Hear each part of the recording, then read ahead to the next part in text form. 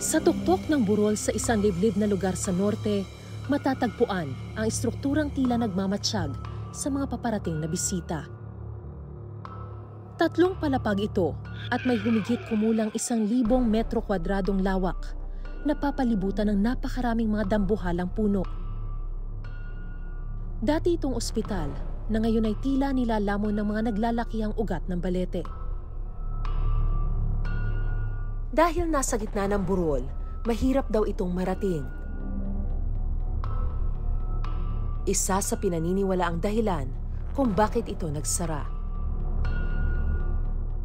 Humigit kumulang 7 taon lang daw ito nag-operate.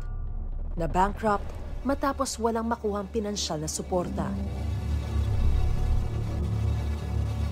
Ngayon, magtatatlong dekada na itong abandonado.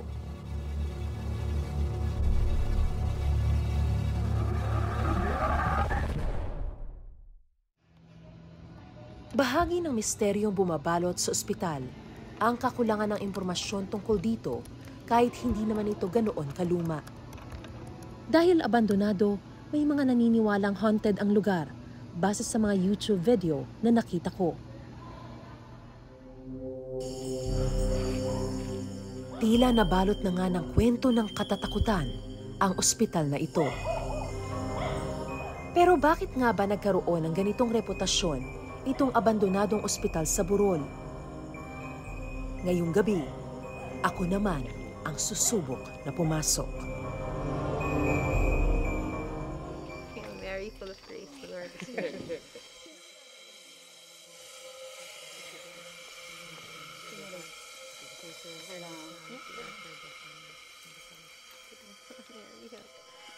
Sa totoo lang po, ako po ay matatakutin, pero naroon din yung aking curiosity for the unknown. So isa ito sa mga reasons kung bakit susubukan kong pasukin ngayong gabi itong abandonadong ospital na ito.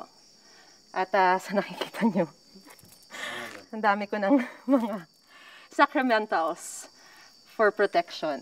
Meron akong Saint Benedict, rosary, scapular, tsaka Saint Joseph. Okay, tara. Wala na syempreng kuryente rito, so yung ilan sa amin meron lang flashlight, pero ako gamitin ko na lang yung cellphone light para yun lang yung source namin ng ilaw para makita kung ano man yung merong makikita sa loob.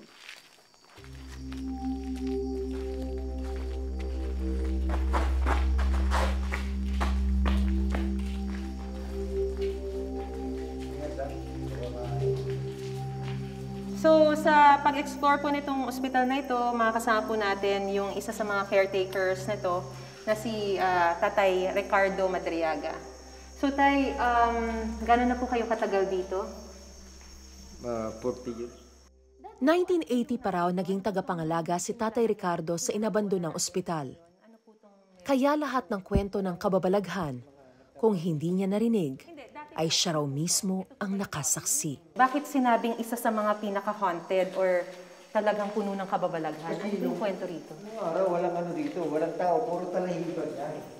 Ito Puro talahiban? Nung magpinatubo, puro lupa na yan. Lupa. Ito. Oh. Dito. Marami dito mararamdaman mo. Maraming mararamdaman? Pati yung umupad dyan nung araw, hindi nakakatulog sila dyan dahil yung bubong na maraming lumalakad ng lahat ng gabi. Bumababa sila sa bahay namin dito. Ano po yun, yung abandoned na? Abandoned na. Ano po yung mga kwento specifically? Ano yung meron? Marami silang nararamdaman, mayroong kukulbitin ka. Ano? Kinukulbit, gano'n. Kinakalabit? Ano po tong Ito yung kwartong to? lagayan mo. Yung yung mga naka-reserve na yung mga... Ano ba yun? Paniki? Yung paniki lang. Paniki po ba yun? Oo, paniki lang. Nababalot man ako ng pangamba. Tuloy pa rin kami sa pagsuyod sa mga madidilim na pasilyo. Dito, Tapos? papunta rito sa morgue. Yan. Papunta sa morgue? Yan, sa ilalim niya may morgue yan. Ano po tong kwartong to? Ito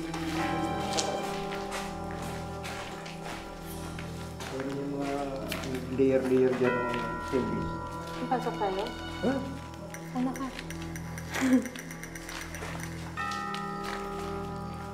Gano'ng karaming patay ang nilalagay dito? Wala naman. Kunti lang naman dyan. Ha? Hindi nga nag-click eh. Pero ano po yung kwento rito? Wala na. May mga nagpapakita rin po ba rito? Wala. Iyak lang, iyak. Ano yung umiiyak? Bata. Sanggol. Sanggol? Ano yung paniniwala doon? Ano yun? Sabi nila, Tiana. Kasi po pumasok siya dun sa... Bukod kay Tatay Ricardo, may isa pang residente sa lugar ang nagkwento rin sa akin ng kababalaghang siya raw mismo ang nakasaksi sa bandang morgue. Maraming taon na ang nakalilipas. Pauwi kami mga 7 na po ng gabi, paakit na kami dito sa taas. Meron po ako nakitang bata na lalaki, tapos nakasuot po siya ng short na pang school uniform na short, pero wala siyang damit. So akala namin, parang ano yun, normal na bata, gano'n na sa lubong. Pero nagulat kami dalawa kasi mismo nakita po ng dalawang mata ko na umakyat siya. Diyan po kasi sa morgue meron ng ano dyan, yung lupa na, tapos merong maliit na butas sa taas. Tapos umakyat siya doon, tapos pumasok siya sa ilalim. So yun po yung Ano experience. yung lugar na yun? Morgue po, yung doon sa may likod. Yun, So, tapos ba't ka nagtakbuhan kami Ba't ka kasi. nagulat? Kasi nga parang hindi namin maisip na papasok siya doon, parang walang bata na kayang umakyat doon, ganun. Ito yung nakita niyo po yung lupa na yan. At kahit maraming taon na ang lumipas, naroon pa rin ang lugar na tinutukoy ni Janine na pinasukan umano ng misteryosong bata. Yan pong butas niya. Dati po kasi malinis tayo, basta po dito may pagitan dito may butas.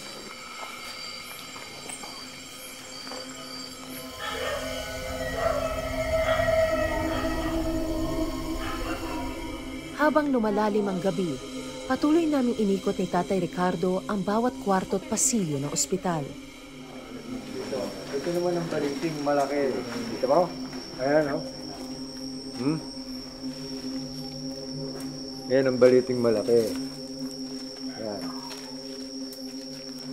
Ano po tong, kailan tumubo tong balete na to? Di ba, dati sabi mo operating room to. Ano na yan? Hindi pa nagpipinatubo, mayroon na yan. Maliit pa lang yan. Maliit. Tapos, Ayan, lumaki ng lumaki. Yan.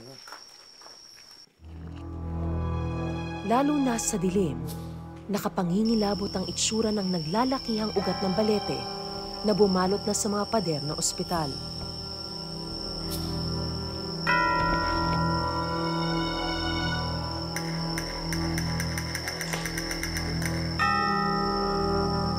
Ito, mga kwarto-kwarto na yan ng mga pasyente. Yan. huwag mo ko iwan.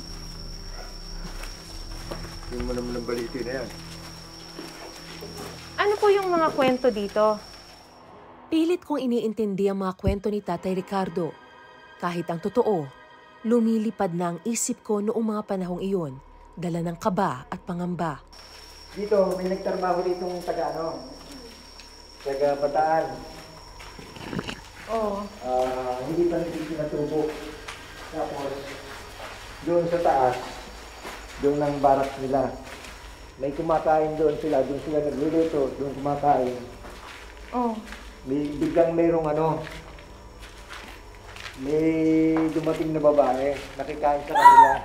Ba't ang daming paniki? Siyempre, bahay nila yan. Bahay nila yan, bahay. Ay, sorry. Hawak ko na po yung t-shirt niyo. Diba rin, manimit yan. Dito, bata, may hagdan dito. Ayan. Tay, huwag mo iwan. Ayan. Dito na yan. Ano yan? Naku, May hagdan yan pababa. bakit mga bitak-bitak na to? Matagal na kasi sa paglilindol, gano'n. Ayan. Ano to? Dito siya Ano to? bababa. May bababa dito, akit doon. Pagka yung... Ano yan, ano yan, Tay? Ano May yan hagdan dati? din yan.